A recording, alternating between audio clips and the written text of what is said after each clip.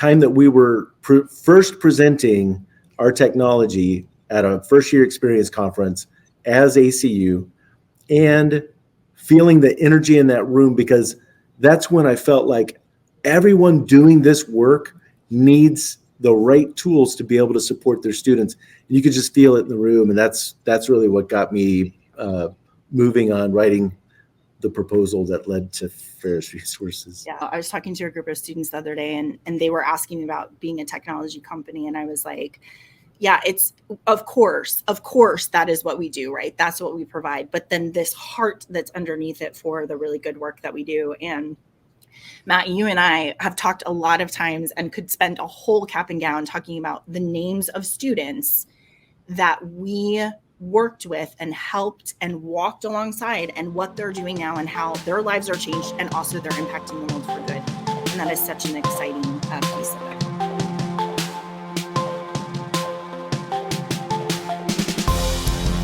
Hello, everyone. You've joined us for Season 4, Episode 12 of Cap and Gown. I'm Rachel Phillips-Buck, VP for Student Success at Pharos Resources, joined today by Matt Boisvert, our president. Hello, Mr. Boisvert. Hi, Rachel. I got the mystery today. Yeah, I feel like I have to treat you a little bit special because you join me usually kind of as my co-host, but today, on a very special episode, you actually are my guest. So I feel like I have to treat you a little bit differently than if you were just my co-host. You know what I mean? I appreciate that. I'm just going to be honest. I'm a little nervous because when I think about some of the other people you've had on as guests, like Anthony Melcuri, Sherry Woosley, I mean, I feel like you stack up. I feel like it's going to be a great episode. No way. No. Okay. Okay, so a couple of things. First of all, you and I have just come back from a trip to Denton, which is a super fun place. Like, I really liked it there. Yeah. I had bao for the first time, which is like a fun. Have you had that before? Yeah, I thought I had told you. This used to be, so growing up in Bellevue, Washington, right next to my high school, back in the days when you could walk during lunch, you could go wherever. They didn't care where you went. Yeah. Yeah. Right next door. So I would walk over to the Uwajimaya and I would have bao every day. I mean, it was like so good. Well, mine was delicious, and I feel like I won because everybody at the table was like, "We should have got that." And as soon as it came out, Josh and I both were like, "Yeah, he won." Oh, wow. Okay, our theme for the year is curiosity, 2024 curiosity, and next week actually is a book week. So we are going to be talking about our book that we've picked for the year. Actually, we have a couple. You have a couple behind you. I think we're going to probably spread it out over the rest of the year. But the one that we're talking about next is Seek. What's it called? Seek How Curiosity Can Transform Your Life and, I have to move it up, change the world. Sorry, I can't remember that. It's a super long book title. But in the vein of curiosity, I'm going to give you 3 of my Google searches over the past week since the last time we had an episode of Cap and Gown, and I've asked you to do the same. So are you ready for my 3? I am. Okay. My first one is not so exciting, but it's what is the population of Denton, Texas, which in case you're interested, it's 155,000 people. My second one is what are Morrison corn kits? Another Denton search. Another Denton thing. We were driving down the street and there's a big sign, not a billboard, but like just a sign that says Morrison corn kits. I looked it up. It's like packaged cornmeal, cornbread, corn muffin mix. Yeah, and that's like right in the center of Denton. If you want to go anywhere in Denton, from Fort Worth, you're basically driving around the Morrison corn kit manufacturing plant. Yeah, we just were like, what is it? I don't know why it's called that. And then the third one I'm going to tell you is, what is Queen Latifah's real name? Because I was like, no way her name is Queen Latifah. Her name is actually Dana Elaine Owens. I was thinking it was Diana, but it's Dana. Dana Elaine Owens. Okay, just so you know. All right, what's in your Google search, Matt? Okay, so the most recent thing I've searched was the movie Singles, which is a 1992 movie, takes place in Seattle. It's very grunge Seattle culture, which was that was my senior year of high school. Okay. So Braden and I were talking about the movie, and I wanted to refresh. Apparently there's just a great cast. Yeah. So I haven't seen it in a long time. Don't endorse it, because who knows? Yeah, I'm not endorsing it. I'm just saying I do have some great memories from high school. So 1992. Then I looked up Komodo Loco, which is the restaurant where you had your bow. And then I also looked up round bottom steak sous vide. So you might wonder. That's a kind of steak. It's a kind of steak. Okay. Round bottom steak sous vide. You might wonder why. And it was because I was trying to figure out how long I needed to sous vide this so that it would be tender enough to be used in fajitas. Because what was the answer? Flank steak is like out of control prices. Like this round bottom is much cheaper. Between 24 and 36 hours. It's tough. It's tough. Yeah. Yeah. So, okay, there you go. There you go. Yeah. Curiosity, man. Curiosity. Okay. So I have a long list of questions that I want to ask you. I have some good stories to tell on you today, but first we need to dive in. What? Yes. I don't want to steal your thunder, but it's okay. Don't then. Let's dive into the State of the Union.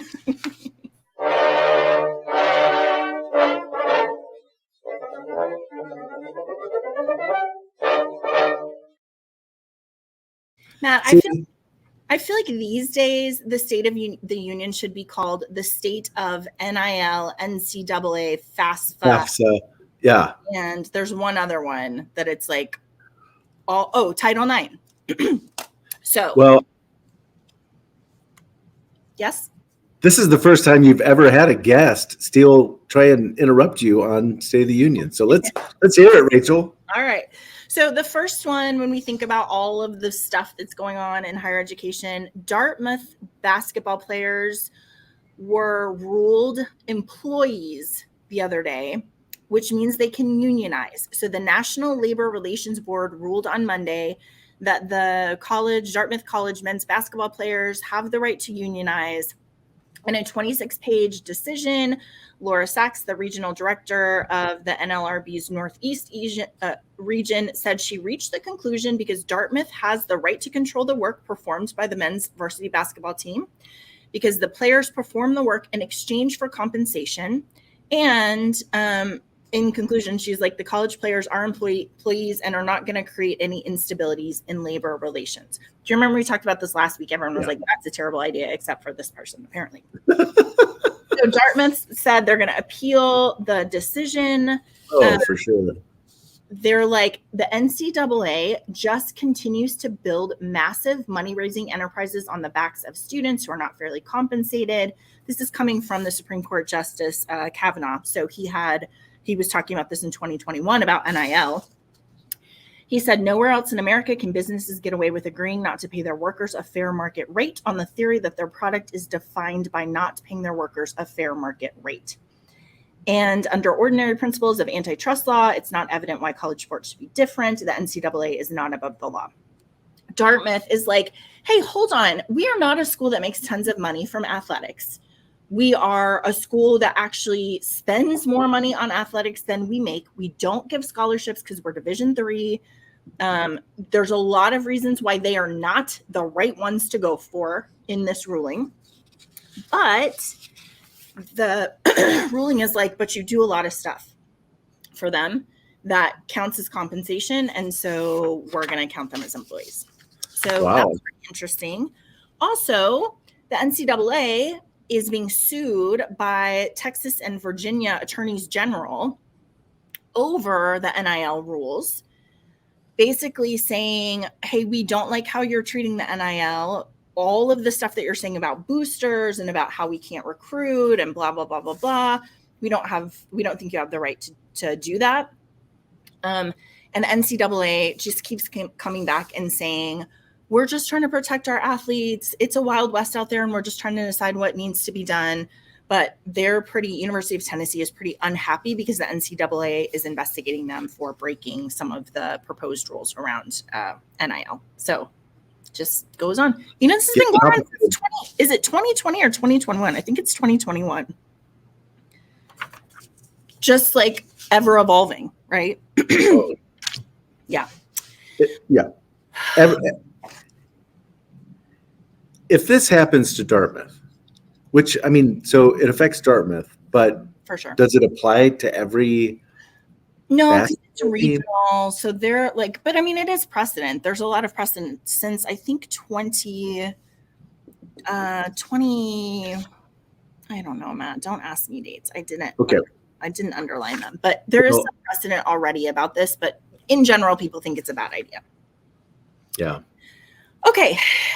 In FAFSA news. So I don't know if you noticed that last week when we were doing our show, FAFSA was like, oh, never mind. It's going to be the end of March. Hey, this is a great point to make. So if you're watching on LinkedIn and you have comments that you want to contribute to this story, feel free to chat to us right now, because last week we had one of our great friends who chatted, and as you were talking about it, they released the news on FAFSA. So a couple of accommodations that the government is trying to make, because now they are so late and schools can't send out letters, students can't make decisions. They're going to reduce some of the requirements so that colleges and universities have less of a arduous process to validate the forms that are coming in. So they're going to reduce the portion of financial aid forms it reviews for potential inaccuracy, and also suspend all new reviews of college compliance with financial aid offers, unless they're around a very egregious kind of review. So they said, basically, we want to free up some time for financial aid counselors to help students better with the FAFSA. This came after 100 lawmakers sent a letter to the education department on Monday being like, hey, this is ridiculous. We can't put up with this. In 2021, 2022, the department selected 18% of FAFSA applications for an audit. So can I just stop there? Isn't that shocking? I just assumed every application was reviewed. Yeah, no, 18%. And now they're going to bring the verification rates even lower. So they're like, just tell us what you want to tell us. No one's going to check your work. Okay. Also, to try to help schools out with that, they've just passed, the U.S. Department of Education just announced last week it's going to allocate $50 million to help make up for the debacle of its much delayed FAFSA launch. This is to help severely under-resourced campuses, focusing on minority serving institutions. Everyone's super unhappy with this because there's no clarity or specificity with what it means. The department said in the announcement that only all historical Black and tribal colleges and universities are eligible to receive direct support. People are like, what about historically or Hispanic serving institutions? And they're like, see our press release on Monday, which isn't super helpful. Yeah. So you can imagine this article, it's just all about how this is really high stakes for small tuition dependent colleges, and trying to figure out, this is really interesting, Matt. It says when the institutional student information records finally roll in, it's going to be like a tsunami bunched up against a pier. If your yield numbers are off by even 100 students, the results could be financially catastrophic, right? Right. So the two forces, you have students who are delaying. I have a senior in high school right now, delaying because they can't make a good decision without knowing how much money they're going to be able to get. Then you have schools that are especially tuition-driven institutions, which is most private institutions are that way. And you have all of this, and then you have in the middle, this is where, what's the name of the guy from Parks and Rec? I feel like he would have something. Swanson. Yeah. Ron Swanson would have something to say about this, because that logjam that you just described is only happening because the Department of Education decided it was time to change it and wasn't ready to push in the clutch and change to this new one. Well, Matt, and we say all the time with higher education, if you miss the deadline, you have a year. That's just true. It's like you have to hit the deadline. Yeah, because if you don't, then everything is ruined until the next deadline. So if we're supposed to get it in October and you miss it, everything is going to be a mess until the next October when we're in that time again for decisions and FAFSA. Right? And I'm not saying that like last year's FAFSA was the best in the world. Of course it wasn't. Of course there needed to be changes. But this is worse than just keeping what they had. Yeah. This is creating a problem for no good reason. It's kind just of poor delivery, poor planning. You can't run a software company that way. Yeah, true. That is true. Okay, in some better news, there's a new accreditor who is kind of hoping to enter into the market of accreditation for higher education institutions. It's called the Post-Secondary Commission. Their mission statement is, Post-Secondary Commission's primary focus is to accredit institutions that produce strong economic returns for their students, agree to be held accountable for student outcomes, act with transparency about their results, and pursue innovative designs to improve their student outcomes, which I love all of that. That sounds really awesome. This is the first accreditation accreditor who's focused on student outcomes, and they're only a year in. It takes like 4 or 5 years to do this. They're going to pilot it with, what did I tell you, Texas State ESTC College. Yeah. But they basically are a nonprofit philanthropy-backed organization that really wants for schools to be held accountable for student outcomes around their accreditation. So they're looking at things like absolute earnings and value add earnings, which are defined as absolute earnings are if the median wage for graduates is 150% above the poverty line for 2 or 3 years after they complete their degree. So that's absolute earnings. Value added earnings require institutions to generate wage gains for both graduating and non-graduating students that exceed the cost they charge those students. So that's really interesting, because we're always talking about students who come, they don't finish their degree. What did they pay for that 2 semesters or whatever? And then what can they make? Was there any advantage to that? So then you get into like mini certifications, right? And that sort of piece. They basically want to hold institutions accountable for generating strong economic returns for students and acting with transparency. So I think it's really interesting. The detractors are like, how will you ever measure any of this? Gathering the data, knowing beyond graduation what's happening with students across different demographics, collecting longitudinal data on income, establishing a minimum earnings bar, blah, blah, blah, like all of the stuff that you need. So they're 1 year in and they don't have a lot of details about how they're going to do these measurements, but just the fact that it's a conversation in terms of not who you're letting in, but instead how you change the trajectory of their life moving forward, I think is super powerful. And I'm excited to see where that piece goes. So I love that. Okay. What is the name of the accrediting? It's Post-Secondary Commission. And it apparently has a bunch of really well-known philanthropists and people with a lot of money that are backing it as a viable alternative to some of the other accreditors. Okay. All right. And then the last one I have for you is actually fun. It's about Taylor Swift, which I know she's in the news a whole bunch, but this is called Swiftonomics. And it is about Paul Krugman, who's a New York Times columnist, Nobel Prize winner, and distinguished professor of economics at the SUNY Graduate Center. He started teaching economics and he was like, hey, I teach 12 principles of economics and Taylor Swift fits into 8 of them perfectly, and I can finagle her into the other ones. Wow. So he's talking about things like her impact on supply and demand with ticket prices, discussion of monopolies since Ticketmaster was the sole seller of her concert tickets, all of the different ways that she's manipulating the economic forces because she's so powerful. So he set up a set of assignments for studying Swiftonomics, which is like the impact on the upcoming Super Bowl, ticket sales, hotel rooms, stays, viewerships, all of the ways that she's influencing that. It is not the first Taylor Swift class. She also has courses covering her songwriting and her musical techniques and influence on pop culture, taught at Harvard, Stanford, Berkeley, and Arizona State University. But the Super Bowl, I think, was a good case study to kind of understand the attention that she's bringing to a whole different group. Do you know if the NFL paid for her to fly back from Japan?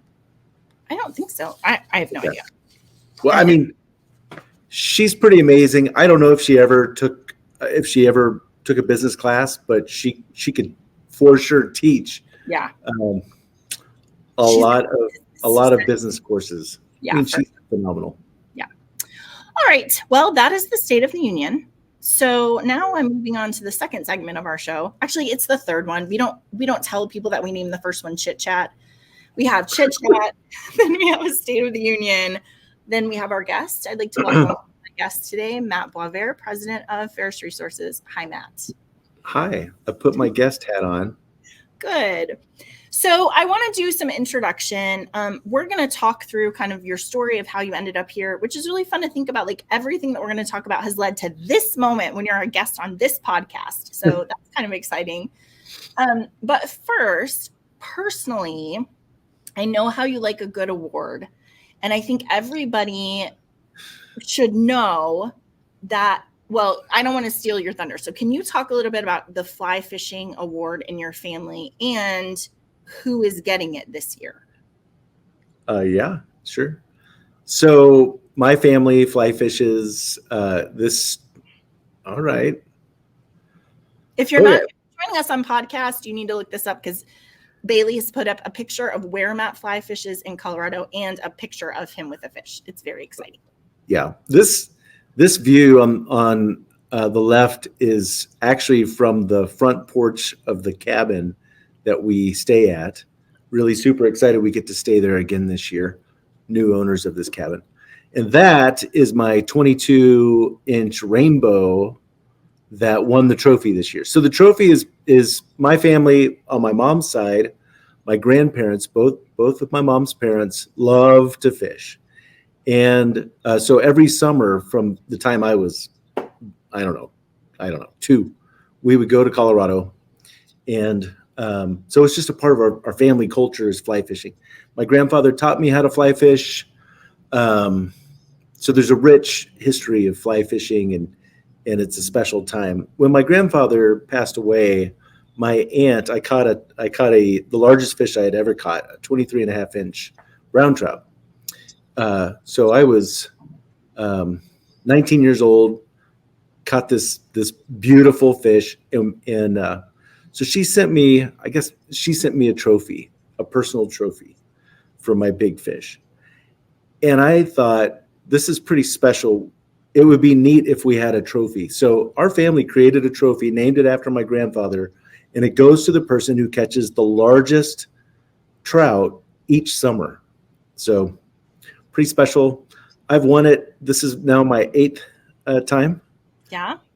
So 22-inch rainbow. It is now hanging on my wall. I have a permanent screw in my wall for where that award goes. Oh, when I win it. Sorry, I thought you were saying the fish was hanging on your wall. I was like, that's news to me. I didn't know that. No, the award. Okay. Yeah, the trophy. So it's it's a screw, not a nail. It is permanent. This is where it goes when I win it, not if. Yeah. We get pretty competitive in my family for that. So, well, I will say that every summer when you go to Colorado, Pharos Resources is just a buzz, hoping we will get the text of the picture that you're like, okay, I think this is the one. So this year was pretty exciting. All right.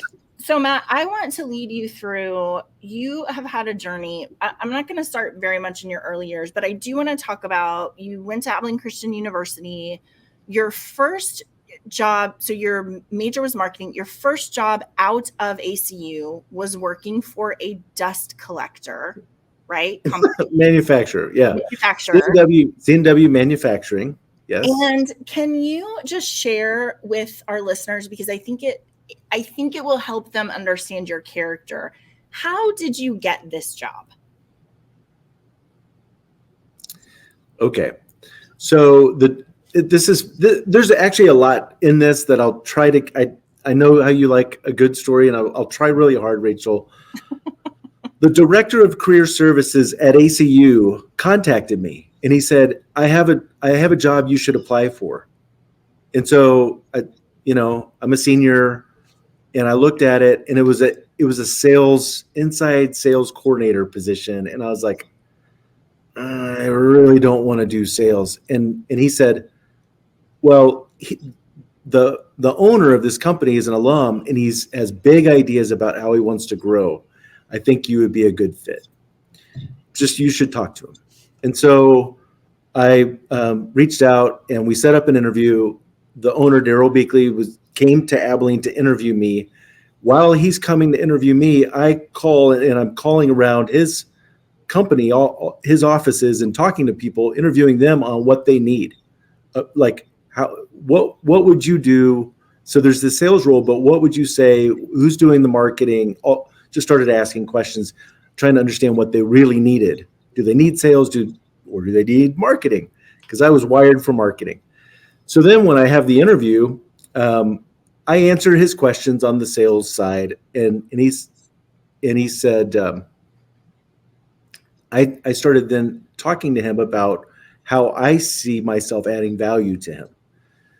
And I just crafted the job I wanted. I just told him, like, these are the 10 things that I think, in addition to this role, I could provide to you.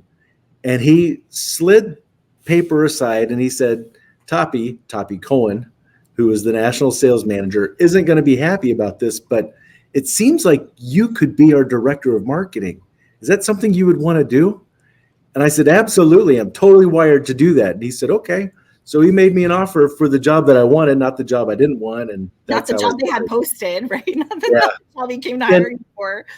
And I think it's a good lesson. Like, for me, there's no harm. I wanted to get interview experience. And then if this guy actually wants to grow, then we can do it. We had a lot of success while I was there. Yeah. I think it's really fun because I think everybody on your team would say, like, there's these spaces where it's like you just show up and do some Svengali move, and then we all are like, yeah, that is of course, why didn't we ever think about that before? So that, like, having the vision and then challenging the process, I think is core to a lot of the success that you've had. Okay.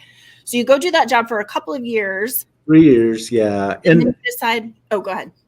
Yeah, go ahead. So then you're interviewing me. Then you decide to go get your master's degree at Arizona State. Services, marketing, and management. So my mentor, Rick Lytle, who was the dean of the College of Business at ACU, he got his PhD at Arizona State, and so in marketing. And so I, of course, was interested because I loved what he taught. I loved his approach. I loved the idea of the customer in the center, and all of those things that wrapped around. I just loved all of his classes, and so I looked into it, and it was like, this is perfect for me. So really fortunate to pack up. My wife and I, we moved to Arizona and started at Arizona State. And so it was a good experience. It was phenomenal. Like I said, I mean, it was perfect. The content was perfect for me. I was talking about curiosity. It was like every class was just exciting, except for some of the accounting classes that later on. I mean, I actually cost accounting was one of my favorite classes. Who would have thought? Yeah. And it's use it, right? What's that? Is that it's come in handy. Yeah, I use it a lot. So, but also in that, there were a couple of things that I experienced. I loved doing case competitions, had a lot of fun and success with case competitions. in my MBA, and that really helped me understand, like, I don't know, there are things that I enjoy and that I seem to be good at. So that really helped me, start to see potential of where I go. I did an internship at Hallmark in the summer between my first and second year in Kansas City, and that was super influential in my career decisions. So, in what way? I realized I am not made up for corporate life. My dad was corporate, very successful, and it just was not entrepreneurial enough for me. And so, Hallmark's awesome. It's a great brand. I love Hallmark. It just wasn't a good fit for me. And so that helped me narrow, where I should look, what I should do. It seems like in some of the stories that you've told about that experience, that it's just very much in the corporate world. It's like, stay in your lane, don't have new ideas, do this thing well, right? And it's like they lost you when they said, don't have new ideas. I mean, which you can understand, Matt, because like as an intern coming in a certain kind of environment, that is very concerning. Not here, like we love it. We're like, have all the ideas, right?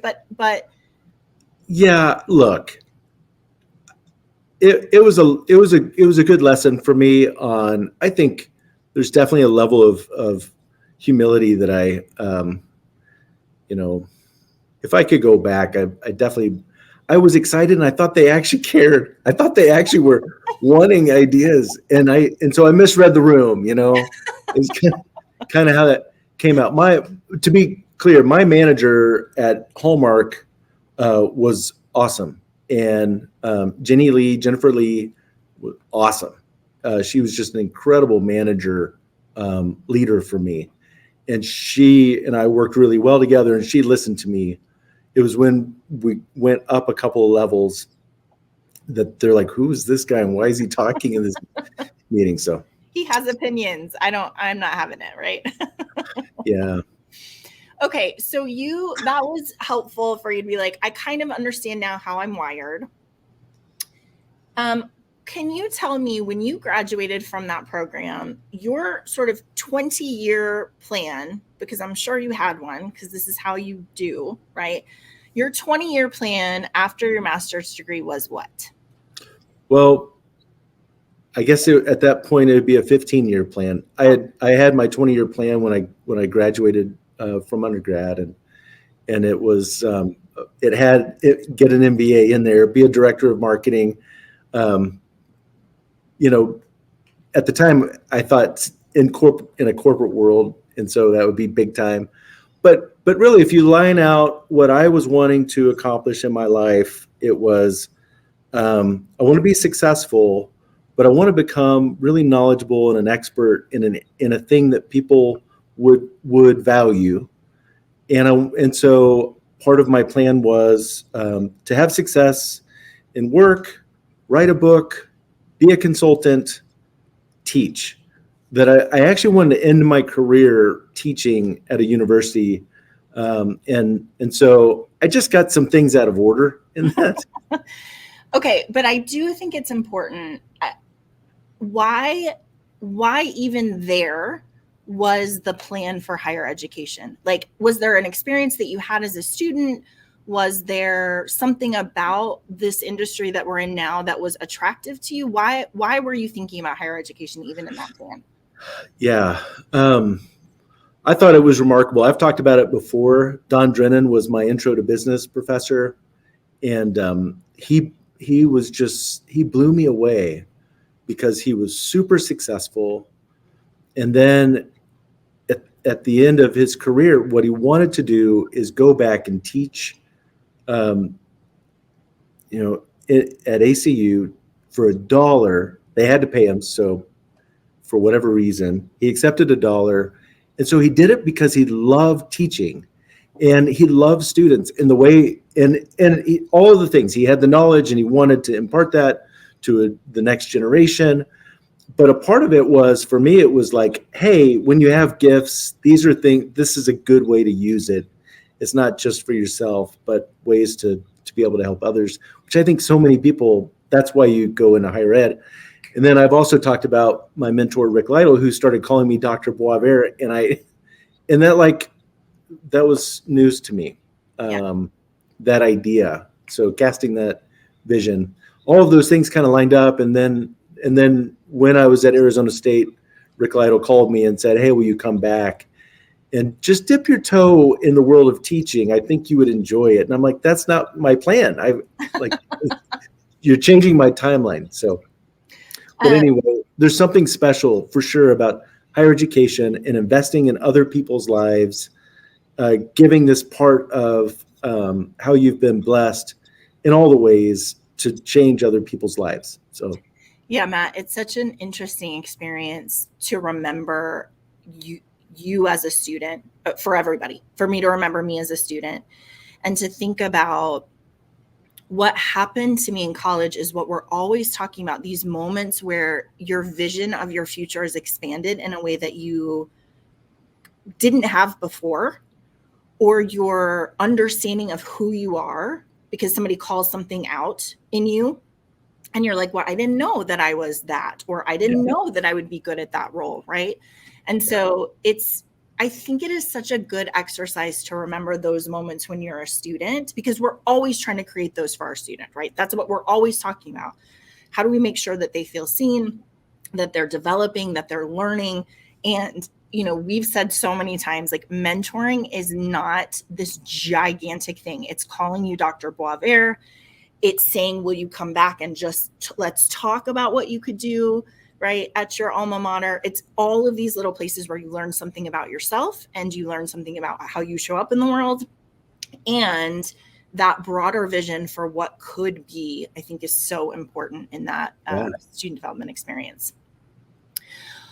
All right. So I personally think the story of how Rick Lytle got you back to ACU I think it's hilarious, because I think we have a lot of people on our team who are like, that's a Rick Lytle? I thought that was a Matt Boisvert. I didn't realize that comes from him, this ability to kind of be like, hey, here's the vision for what it could be like if you join our team or if you join us in this good work. So Rick was like, hey, let's just do like a quick overview of what job you could have if you guys.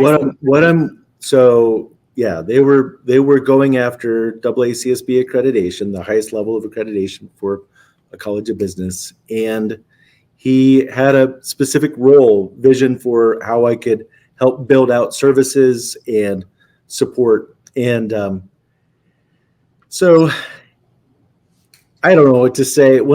So he flew me out, and we're having dinner, and Melissa and I are over at the Griggs house, which is, kind of a special place.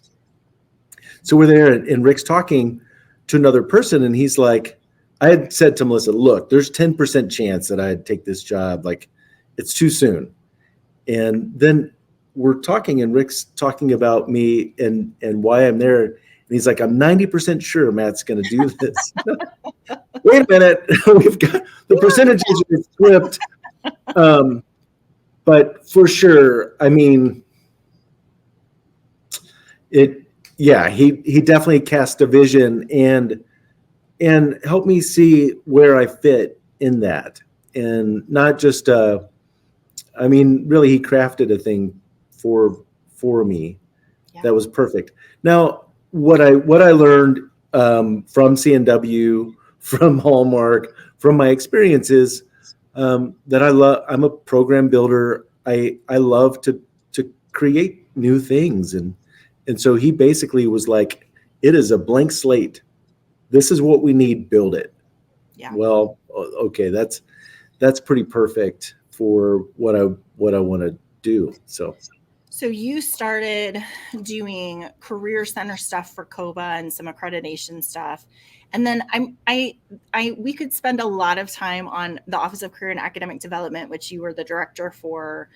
I'm going to shortcut that just a little bit to say, I think we've talked about it before on the podcast, but you were the director of a very disparate group of people. We had testing, we had academic probation, we had the career center, both discovery and exploration. We had first year experience pieces, we had deciding advising, we had study skill. Like it was actually a pretty revolutionary setup of the office because Did it you was say testing center? Yeah, I did. I think I did. Yeah. Testing center. It's so weird. Yeah. But what was helpful about it is like we just started talking about it like this is the place if a student has something they need, they should come here. We were right next to the counseling center. We had a lot of counselors on staff. And we really were like a one-stop shop for our students who were at risk or struggling. It's where early alert started in a very manual process that then we'll talk about kind of how you jettison that into what is now Pharos Resources. But there was a lot of directing of people there and learning the different sorts of elements that needed to be coordinated for an at-risk student, right? Yeah. So if you think about, so the reason why the testing center, it was weird to me, but what was so cool about that is that we actually were getting prospective students, because we'd have students before they actually enrolled at ACU, they were coming to take the ACT. So in the summers, we would get to meet these prospective students, and it was like, so from before they even became a student, they started to see our hospitality, how we loved pouring into student development. So that was neat. That was a neat add-on that I just didn't expect.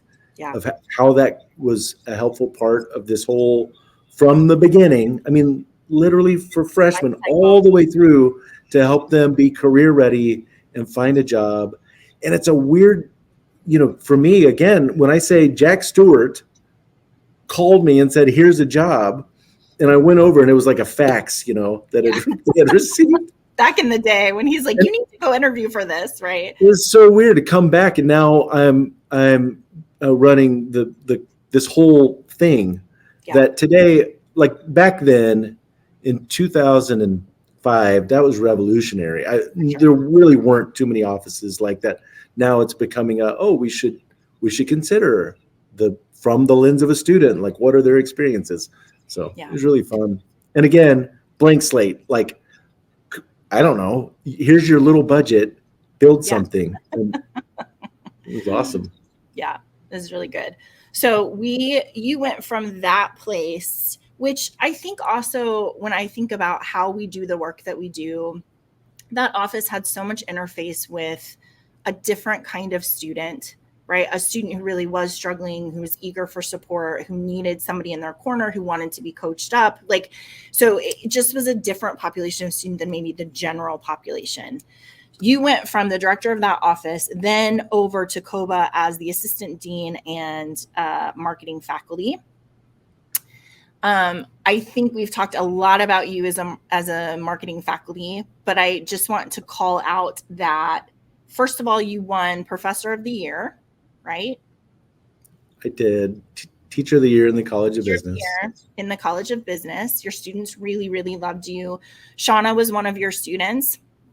And we all the time will run into people or on LinkedIn, have a student come back and be like, Matt, you really made a difference. Or I used this skill that you taught me, right? To do a thing. So you were really well loved by students, even though you made them write a 60-page paper. If you wrote a 60-page paper, you weren't getting an A.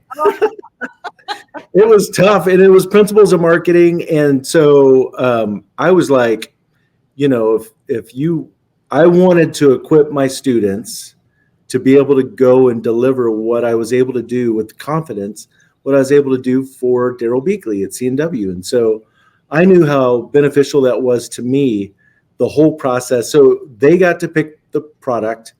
So if you want to do a report on the Nintendo Wii, you picked it. So then you go out and do the research. Well, this is something that Rick Lytle made me do. It was something that I could deliver to Daryl Beakley. I did mine on Jeep because I had a Jeep at the time. I knew Jeep. And it was so cool. It was a really enlightening project. So yes, I made my students do that. And accounting students why? I'm not marketing, but some of the very best reports I ever received, of course, were from accounting majors. Yeah. So even though I was hard, I was fair. And it was just, I don't know, it was great. Yeah. Again, I had great models from undergrad. It's interesting when you think about the people who taught you and like, what are the styles that you loved, what connected with you, and how do you blend in different teaching styles.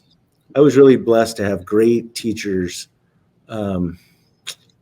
So when I think about winning Teacher of the Year, that was that I just came in wanting to deliver the kind of experience that I had. Yeah, for sure. Okay, so I don't know what to do exactly, Matt, because we don't have a lot of time, and I have a lot. We aren't even. I'll be quick. Let's just go. Pharos, yeah. Okay, so I'm just gonna summarize the technology that was created in ACU. Because you're an entrepreneur, you were like, hey, other schools need this. ACU, do you want to commercialize it? They're like, we don't want to commercialize it. We have a whole full-time job, which is educating students because we're a higher ed institution. You're like, okay, well, I'm going to take it and I'm going to start this company and we are going to start making it available.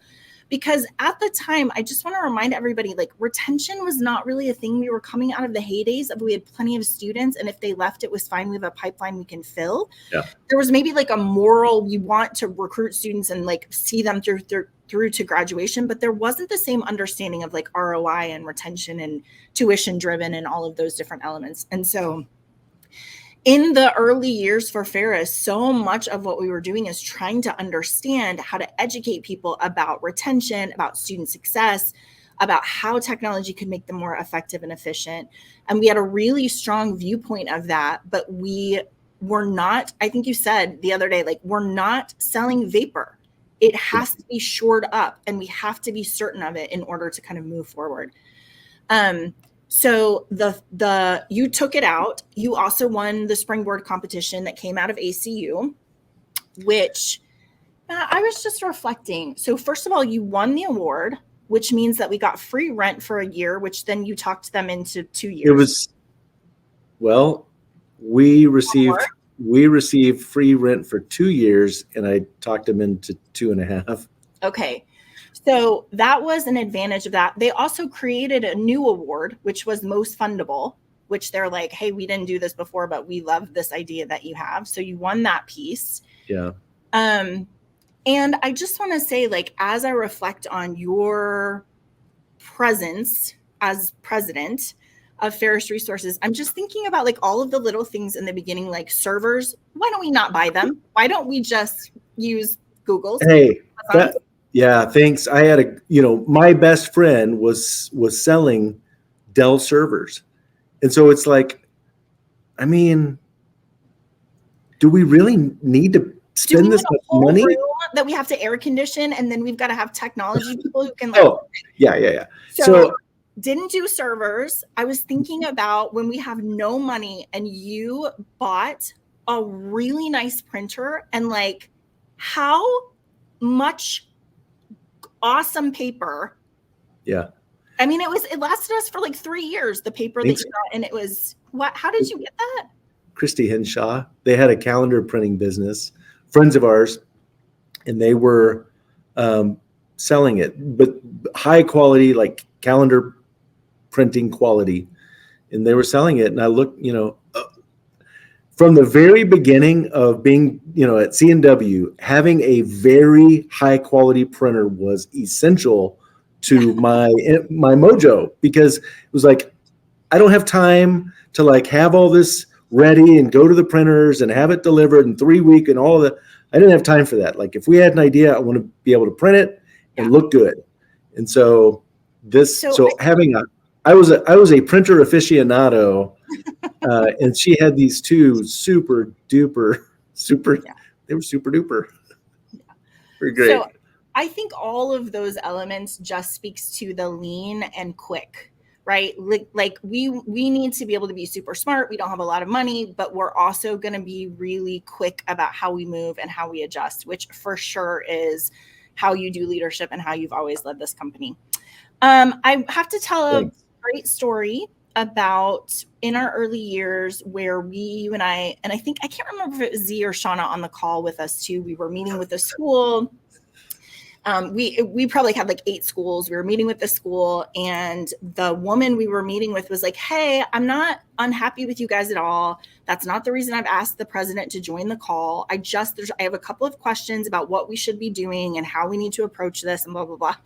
And you muted with a terrified look on your face and said to me, Rachel, the president is on the call.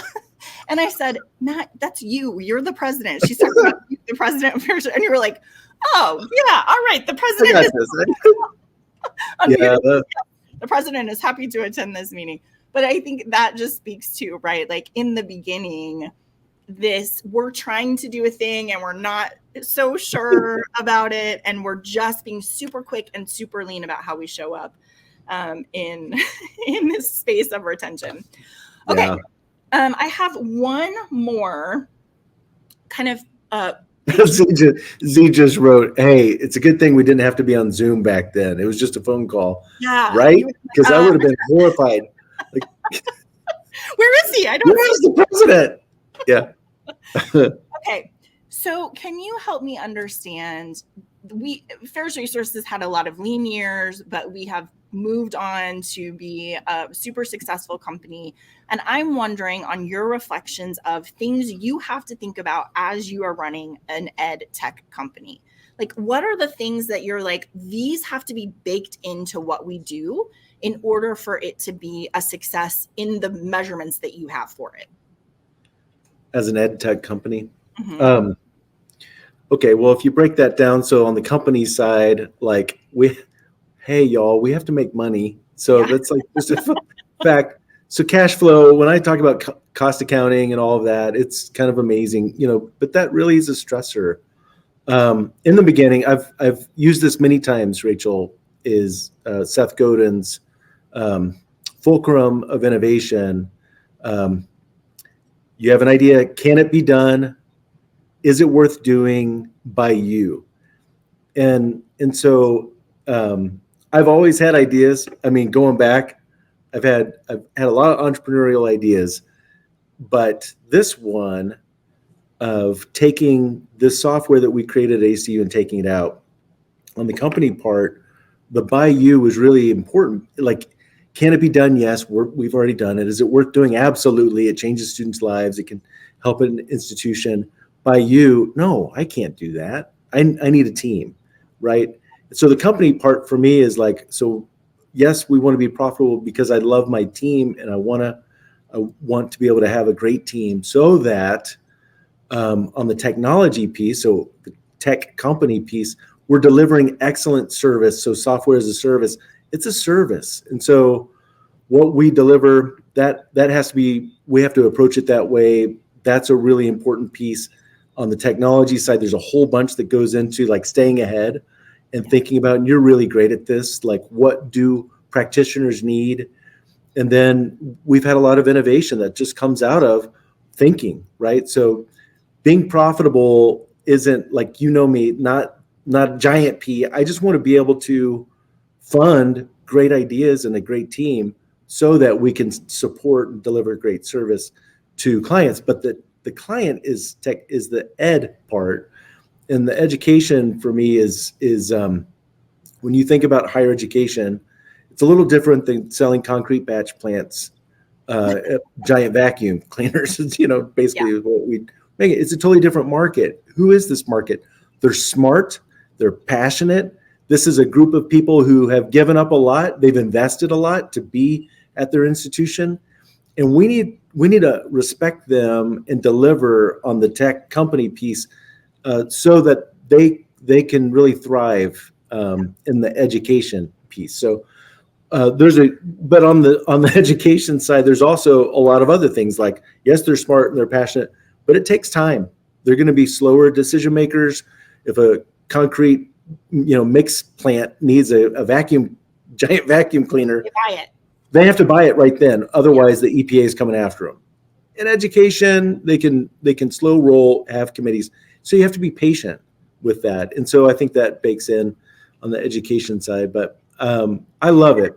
Yeah, I was thinking earlier, like we occasionally, only occasionally, will be referred to as vendors, and it always is so like heart wrenching. Why would you say that to me? Say that about me, right? We think about our clients as partners. We want to be. I mean, Yeah. I can't tell you from the very beginning. We have always been like, you guys are doing good work. Part of our job is to support you, to create things that you need so that you can spend more time with your students.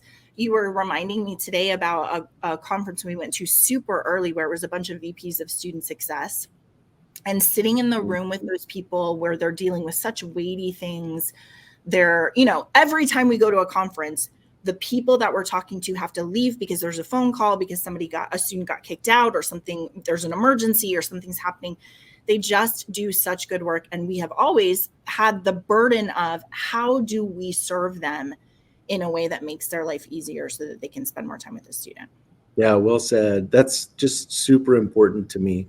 Yeah. I'll never forget that meeting, where they all, everyone working with students, there's so much going, especially today, so much going on, and the weight, to be able to see and feel the weight in that room about care for students, that there's two things I would say for Pharos: that meeting or time together, and then the time that we were first presenting our technology at a first year experience conference as ACU, and feeling the energy in that room, because that's when I felt like everyone doing this work needs the right tools to be able to support their students. And you could just feel it in the room. And that's really what got me moving on writing the proposal that led to Pharos Resources. Yeah. I was talking to a group of students the other day, and they were asking about being a technology company. And I was like, yeah, it's of course, that is what we do, right? That's what we provide. But then this heart that's underneath it for the really good work that we do. And Matt, you and I have talked a lot of times and could spend a whole cap and gown talking about the names of students that we worked with and helped and walked alongside, and what they're doing now and how their lives are changed, and also they're impacting the world for good. And that is such an exciting piece of it. So yeah, please don't call us vendors. Yeah. If you want to hurt my feelings, call me a vendor. Okay, I have one last surprise for you. And that is, I was thinking, like, it's very nice for you to tell your story, but also Thanks. The reflections of the people who work around you. I always say everybody at Pharos Resources works for you, because you're so good at building a team and valuing everyone. And so our director of operations had the great idea of asking our team for some reflections on you. So I've saved 3 whole minutes for this. Here's what they had to say. Are you ready? All right. All right. Matt is kind, humble, and empowering. He's not afraid to take risks and is able to stay focused on the big picture. He's built a company that stays true to its mission and employs staff who are happy and passionate about serving clients. A common thread in Matt's leadership is building others up. While the company is focused on improving the lives of students and the institution that supports them, Matt gives the same attention and care to everyone on the team so we can improve our work, our skills, and each other. That leadership has brought together a like-minded team, which is a joy to work with. He is an extremely kind leader who makes an effort to understand what each team member's specific needs are in order for them to thrive in their role, and then works to make sure everyone has what they need. He's also very effective at driving Pharos forward, as he is, 1, not afraid to dream big on the direction of travel for Pharos, but also 2, able to work backwards and make sure the company has the right people and resources to achieve their dream goals. Matt is an authentic, caring, creative leader. He delivers on his promise of excellence and instills confidence in our team by trusting us to thrive independently. When he sees a need, he is quick to find a solution. He puts other people first and is genuinely invested in our successes, both professionally and personally. He's never forgotten why we do what we do. His leadership allows us to be our best. He is the kind of leader everyone wants to work for. He puts his employees' well-being and family first. He is generous and thoughtful. He genuinely cares about students and our clients. Everything we build in this company comes from that culture of care. It is a true gift to work at Pharos, surrounded by wonderful colleagues. Matt has created that for us. He has given us good, meaningful work that adds value to our lives and our families. Thank you, Matt. Wow. So I wasn't just making all of that up.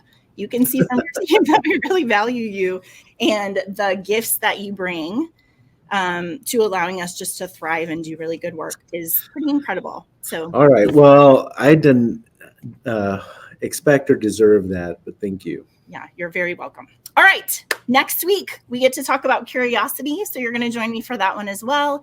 And then the week after that, we have Dr. Nancy Schenkel on. Oh, yeah. Right. Yeah. She is going to be such a delight. I'm super excited to have her as a guest. I'm not going to tease her too much because I will tease our show too much because I will talk more about it next week. But she's going to be a delight. Phenomenal. And she was one of my great professors. So if you want to join us and actually read along, have a little book club, here's the book, Seek How Curiosity Can Transform Your Life and Change the World. Join us next week. Thanks for joining me, Matt. Thanks, Rachel. Have a good day. Bye.